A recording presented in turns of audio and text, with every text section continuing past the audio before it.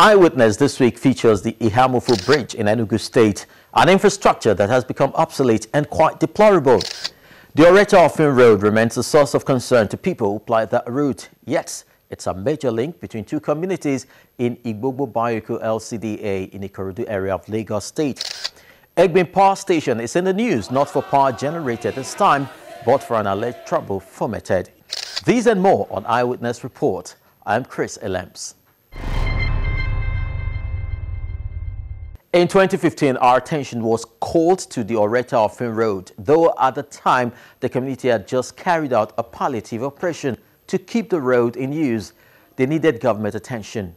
2 years after, we are revisiting to see what has become of the road.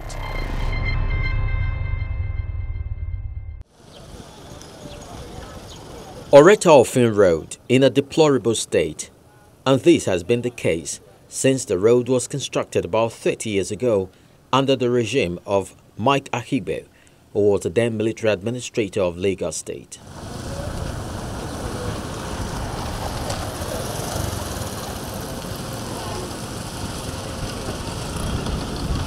In 2015, when we first visited, the community had just rehabilitated the road, as they've always done.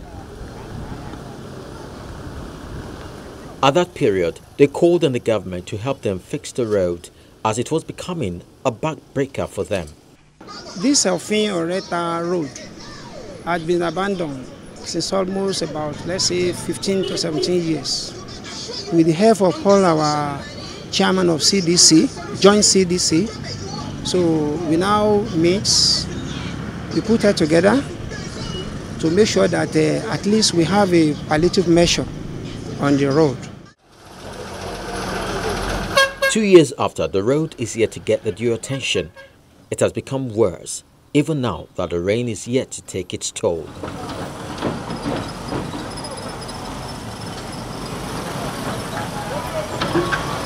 Road users go through a lot to use this only link road to two major communities in Pt.1 local council development area. The cost implication of from Ubuntu down to either Offin-Oreta should not be more than 100 naira. But during the rainy season, they can take 200, 300. We even be begging them. So, and it's unbearable. And for the students, they find it difficult to go out because the only two primary and secondary schools we have in this community is Oreta and Offin. And those are not even enough. So most of them go out. And during rainy season, most of the students always, number one, they're late to school, and even the staff who work in Alausan and every other private sector, VI, they find it very difficult, and they will always get late to their workplace. As for these motorists, it's become a drain pipe plying the Offin Road. Since I've been in this area for the past 5 years, it has been hell. My vehicle, you can see, is a sedan car, it's not a Jeep. Even with the Jeep, the expenses you use in taking care of your vehicle is really telling on us. And we are paying our tax. We live in Lagos State, and we go to other places, we see that their roads are very good. You can imagine if rain falls now, this road, you can't pass through the road. Look at my vehicle. Under my vehicle, there is no week I don't go to Penebita or go to mechanic workshop because of the bad state of the road. It is hell. We need government to come and help us to do this road so that we know, yes, we are part of Lagos.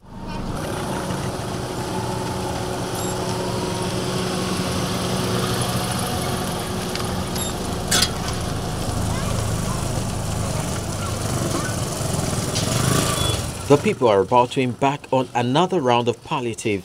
As such, they have provided laterite and some stones, hoping their effort would attract some attention from the government. I happen to be the first to do the palliative measure of this road about 3 or 4 years ago. Then about 2 years ago, I did the second one. That is from Igbogbo to Offin and Offin to Oreta. Initially, that one cost us, the first one cost us less. But with the experience we see and the study we had, we have to spend over 3 million in the second palliative measure by digging gutters at both sides. that sustain us till now.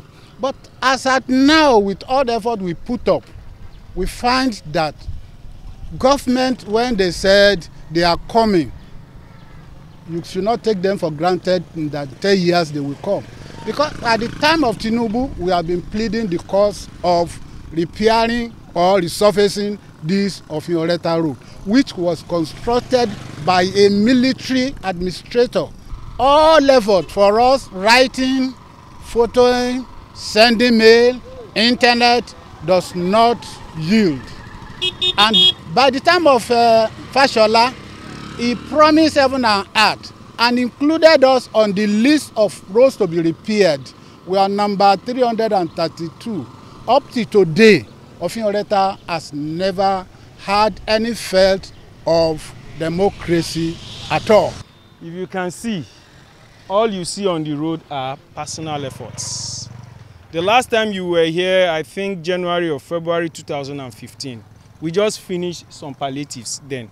Now it's bad again. And the rains are here. It's still a bit passable now, but let's 2 hours of rainfall, this road will be totally cut off. And we have over 5 million people living around here. This is the only road that leads to Oreta and Offin. Both, even those are the ones at Offin, the ones at Oreta are all bad.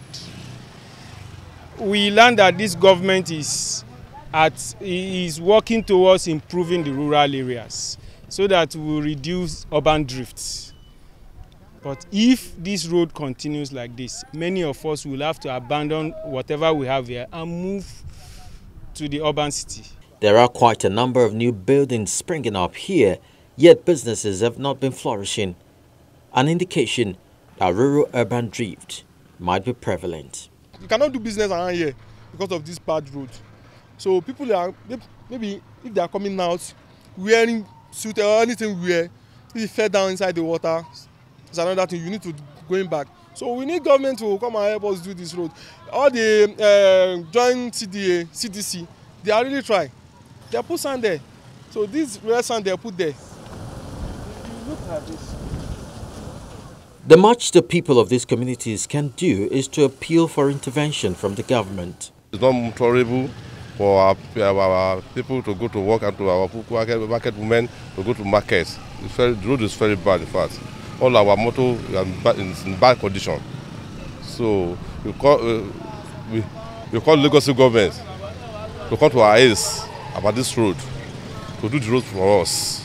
We are appealing to the state government, Governor Ambody, which we know that the man is capable to do it. He's doing it most of the areas in Ikorodu here, like Ibeshi, like Ota-Ono, and Aga. When you move to Aga, you see a surprise there. So we wonder why this road is be like this. To keep these communities going would require the provision of basic necessities such as road, school, water, security from herdsmen, and a possible takeover of this borrow pit that has become a swamp by the roadside. Oreta Offin communities no doubt would make a great home to as many who may want to relocate to the quiet side of Lagos. Hopefully this time around, government attention would be attracted.